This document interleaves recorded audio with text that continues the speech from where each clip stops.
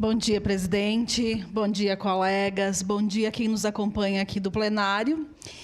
E falar da Escola Tancredo Neves me lembrou o primeiro dia que eu estive lá. Eu estive lá em 2020, quando o diretor era o professor Wagner Perusso.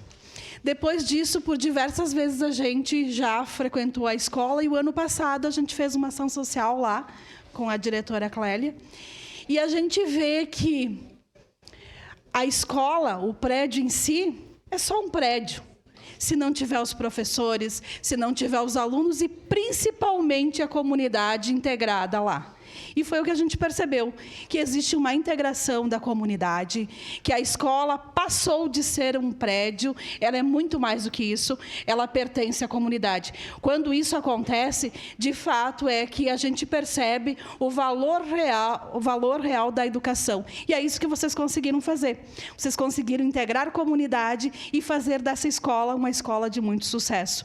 A escola não é só prédio, é professores, é alunos e, principalmente, a comunidade. Por isso, capitão Ramon, justa e bela homenagem que o senhor dará à Escola Tancredo Neves. E por isso, meu voto é sim. Muito obrigada.